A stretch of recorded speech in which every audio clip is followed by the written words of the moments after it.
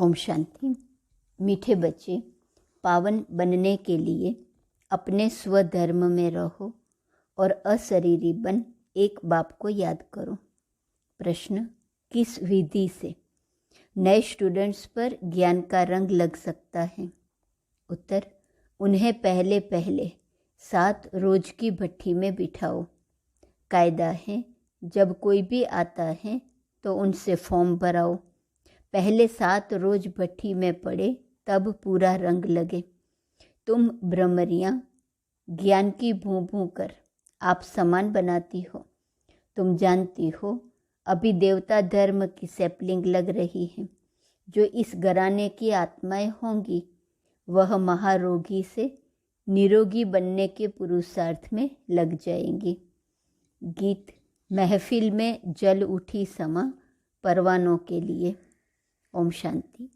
बच्चों को ओम शांति का अर्थ तो समझाया हुआ है। ओम अर्थात अहम। अहम कौन? आत्मा। और मेरा शरीर कर्मेंद्रियाँ। आत्मा का स्वधर्म है ही साइलेंस। आत्मा किसकी संतान है? कहेंगे परमपिता परमात्मा की। वह भी साइलेंस है। आत्माएं साइलेंस वर्ल्ड शांति धाम में रहती हैं, फिर पाल्ट बजाने टॉकी वर्ल्ड में आती हैं। अब बेहद का बाप कहते हैं, हे बच्चे, अपने स्वधर्म में रहो, अशरीरी होकर बैठो, बाप को याद करो। उस बाप को समा भी कहते हैं। अब यह है महफिल पतित मनुष्यों की। इस समय यह पतित दुनिया है। मनुष्य मात्र पतित है। समझाया गया है, सतयुग में भारत पावन था।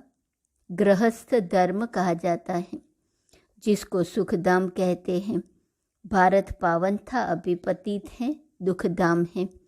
यह चक्र फिरता रहता है। अभी यह है कल्याणकारी संगम युग, जबकि पतित मनुष्य सृष्टि पर बाप को आना पड़ता है। पतित मनुष्य सृष्टि को पावन बनाने। पुरानी दुनिया से नई दुनिया बाप रचयिता ही बनाते हैं, जिसको परमपिता परमात्मा कहा जाता है। सब भक्तों का भगवान एक है। तो बाप कहते हैं, मुझे भी पतित दुनिया पतित शरीर में आना पड़ता है। परमधाम से एक ही बार आता हूँ, भारत को पावन दैवी राज्य बनाने। इस वर्ल्ड की हिस्ट्री ज्योग्राफी को कोई नहीं जानते, क्योंकि सब नास्तिक हैं। एक भी आस्तिक मनुष्य नहीं। बाप को न जानने के कारण निधन के बन पड़े हैं। आपस में लड़ते झगड़ते रहते हैं। घर घर में कितनी अशांति है। सतयुग आदि में वन ऑलमाइटी अथॉरिटी देवी देवता राज्य था, सुखधाम था। फिर दुखधाम कैसे बना, यह कोई नहीं जानते। ज्ञान है ब्रह्मा का दिन, भक्ति है ब्रह्मा की रात। सन्यासी लोग कहते हैं ज्ञान, भक्ति और वैराग। अब वह तो घर बार छोड़ जंगलों में चले जाते हैं। वैराग आ जाता है।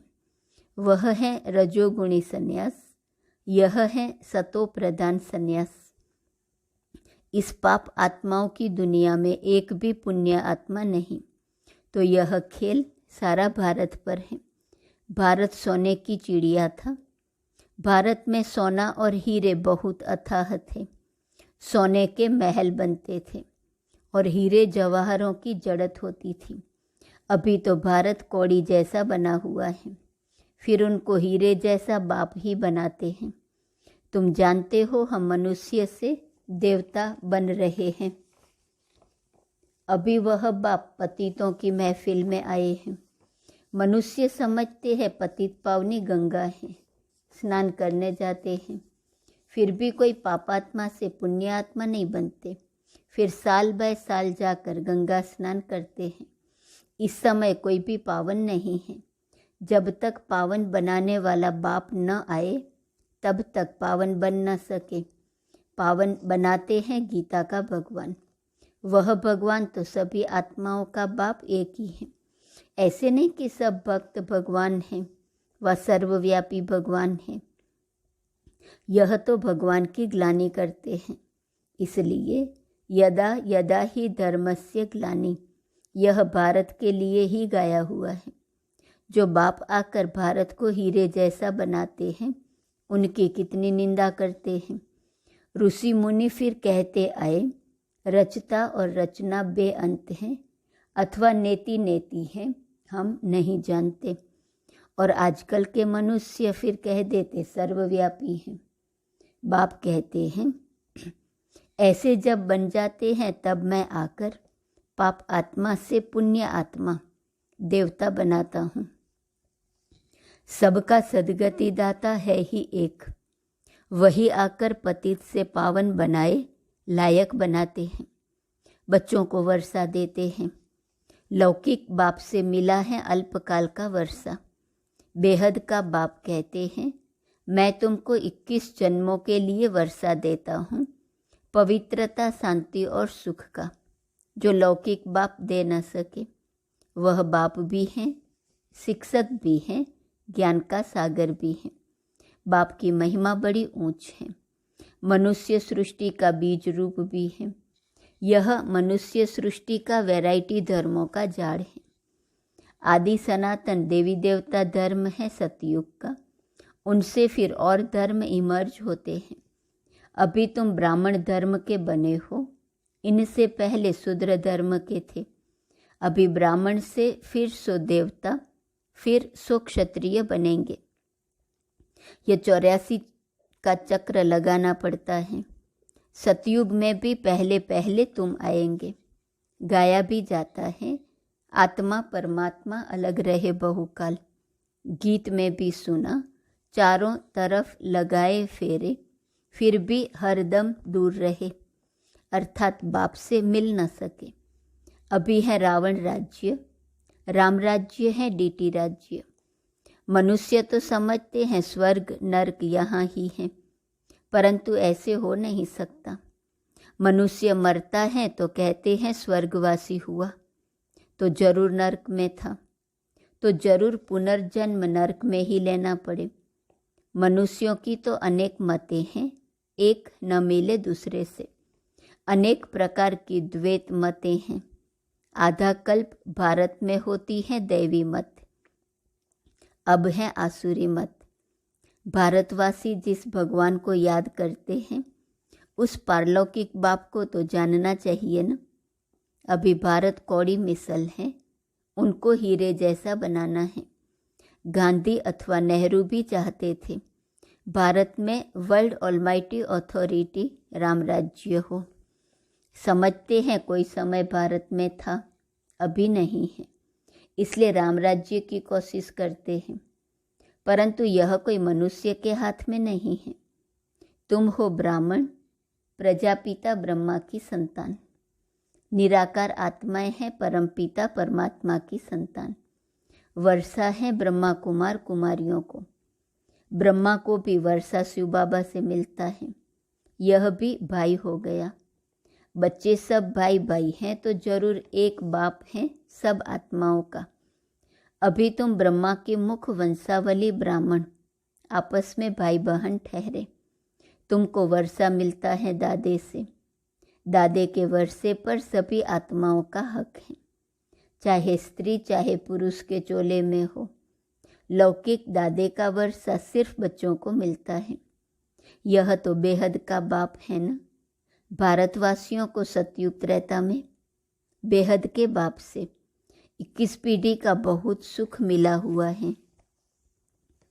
तुम 84 के चक्र को अभी समझ गए हो। बाप कहते हैं मैं गाइड बनकर आया हूँ तुम सबको ले जाने।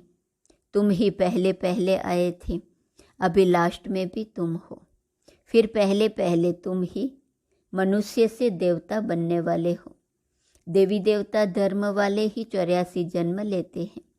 फिर नंबरवार सबके कम जन्म होते जाते हैं और धर्म वालों के जरूर कम जन्म होंगे।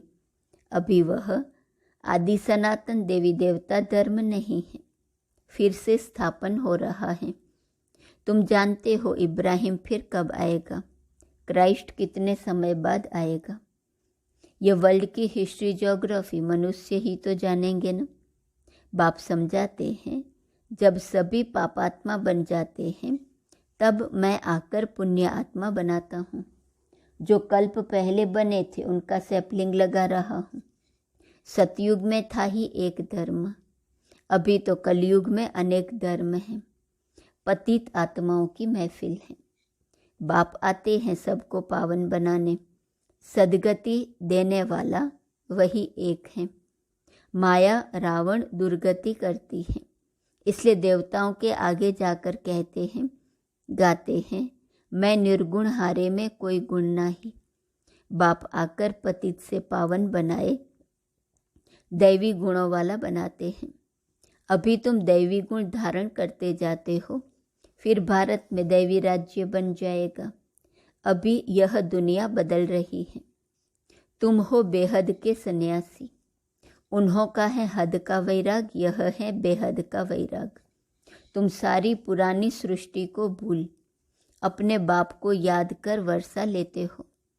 बाप कहते हैं मुझे याद करेंगे तो उस याद अथवा योग अग्नि से विकर्म विनाश होंगे, फिर तुम विकर्माजीत बनेंगे। बाबा ने समझाया है, जब कोई 4-5 इकट्ठे आते हैं तो फॉर्म अलग अलग भराओ तो मालूम पड़े कि वह किस धर्म का है।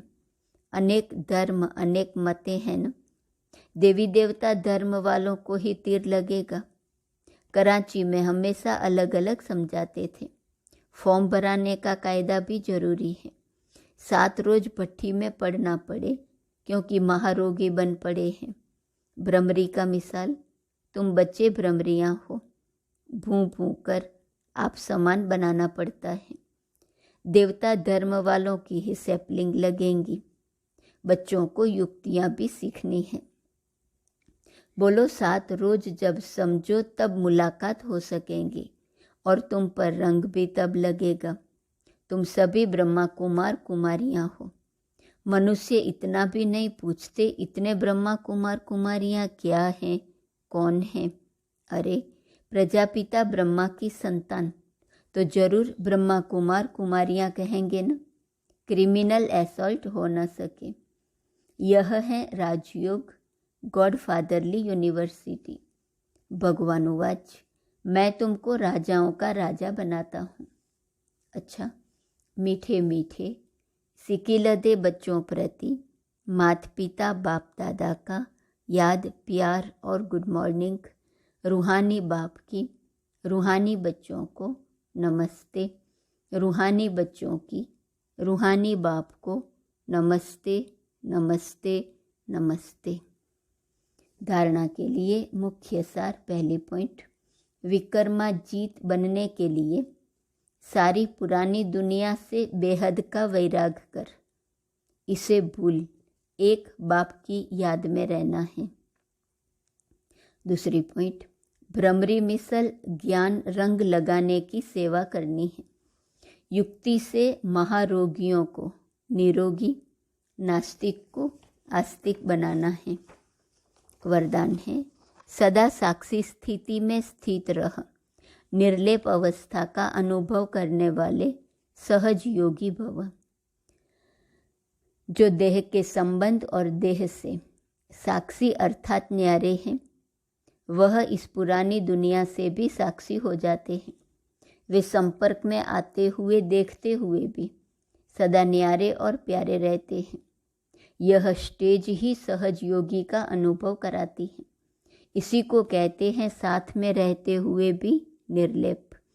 आत्मा निर्लेप नहीं है, लेकिन आत्मा अभिमानी स्टेज निर्लेप अर्थात माया के लेप व आकर्षण से परे है। इस अवस्था में रहने वाले माया के वार से बच जाते हैं। स्लोगन, शुभ भावना और शुभ कामना द्वारा सूक्ष्म सेवा करने वाले ही महान आत्मा हैं। मातेश्वरी जी के महावाक्य, परमात्मा एक है, बाकी सर्व मनुष्य आत्माएं हैं। अब यह तो सारी दुनिया जानती है कि परमात्मा एक है, वो सर्वशक्तिवान है, जानी जाननहार है। ऐसे तो सारी दुनिया खुद भी कहती है हम परमात्मा की संतान हैं। परमात्मा एक है। भल कोई धर्म वाला हो, वो भी परमात्मा को ही मानते हैं। वो भी अपने को परमात्मा द्वारा भेजा हुआ संदेशवाहक समझते हैं। ऐसे ही संदेश लेकर अपने अपने धर्म की स्थापना करते हैं। जैसे गुरु नानक ने भी परमात्मा की इतनी बड़ाई की।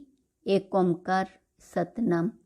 एक ओंकार का अर्थ है परमात्मा एक है, सतनाम अर्थात उसका नाम सत्य है।